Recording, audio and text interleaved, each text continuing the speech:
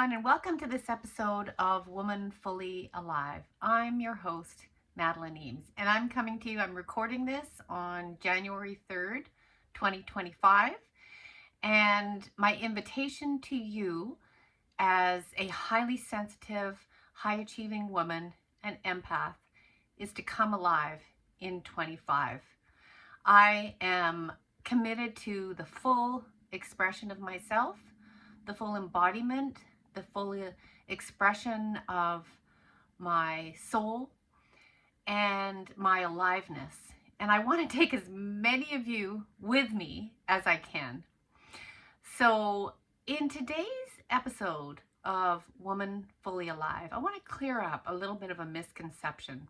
We hear a lot about nervous system regulation, nervous system safety, calming the nervous system, and certainly I have spent a large part of my career teaching mindfulness, teaching breath work, teaching yoga, which is all about the nervous system and having a healthy, calm, resilient, robust system.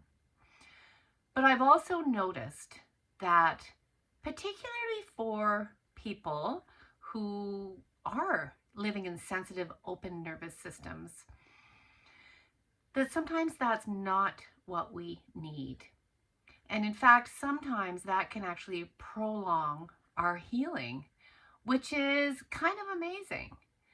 But when we think about calming, we often think about calming down, getting more relaxed, getting into a peaceful state, which is what I believe to be our natural state.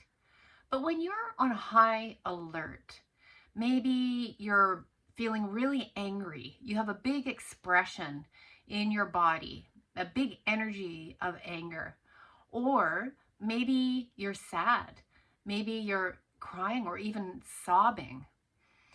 Those are also really natural nervous system states. Now, as a highly sensitive empath, we've often been told from a very young age to stop crying, dry your tears, you're too sensitive. Anger for women is not being accepted and allowed and validated as, a real thing in the world.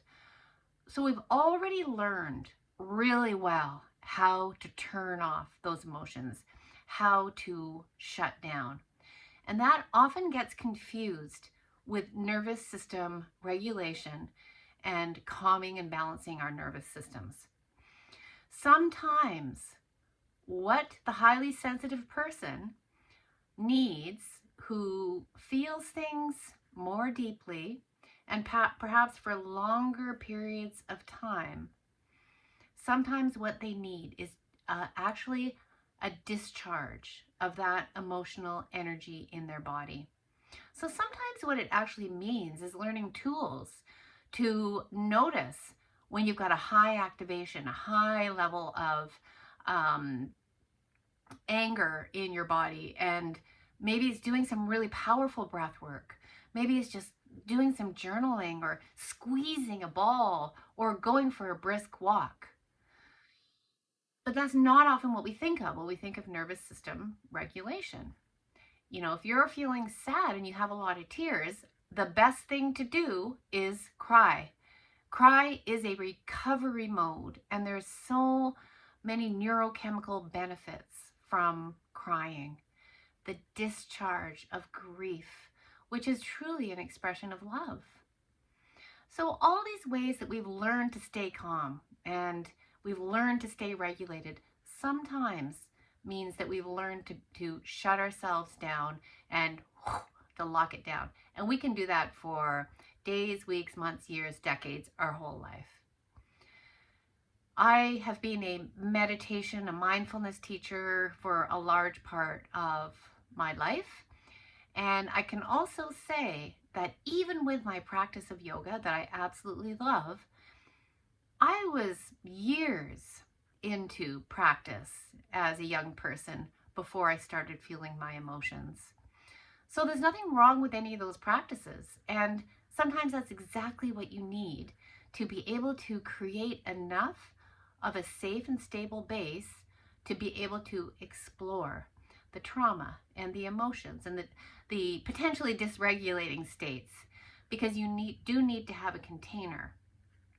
So if that's what you're doing, don't stop what you're doing, but also just bring in an awareness when you feel like you are dysregulated. And I put quotes around that because sometimes we are very much in alignment when we're actually angry, and there's something that needs to be said. There's a boundary that needs to be expressed, or there's something that needs to be discharged, and it could be a past trauma or it could be a present situation.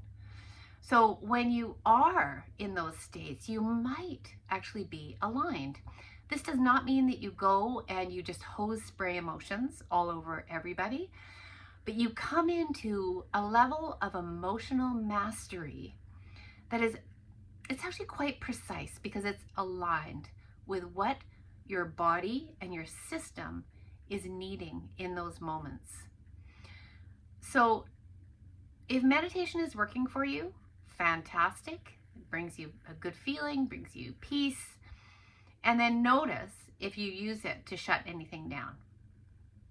So sometimes it can be a really good go-to if you've been practicing it a lot. But meditation is not for everyone. And I will say that point blank, that when you have a highly sensitive system, you might go out in nature. That might be your form of meditation. I have gone into meditative states in conversation with people where it is so aligned with the present moment that it's like being aligned with your breath in meditation. So I say, make life your meditation. Make the moment the opportunity to come alive with what is here right now. And you can do that in each and every moment of your life. String enough of those moments together and you have a life well lived. And that is my mission here, for highly sensitive, empathic, high-achieving women to become so aligned and alive in their life, in their body and in their breath, that this energy starts to occupy more space, and these voices start to become more heard, because there's a wealth of intuitive and creative information that is just rumbling inside your womb and inside the earth that is going to rise in 2025. And so let's all be a part of it together. So don't forget to hit like, subscribe, leave me a comment if you are one of those empaths that I am going to serve this year. And I've got many different levels of working with me. I have an alive breathwork journey coming up on January 15th. I've got my Come Alive in 25 program that's 25 days of a very short email into your box. That's coming out soon.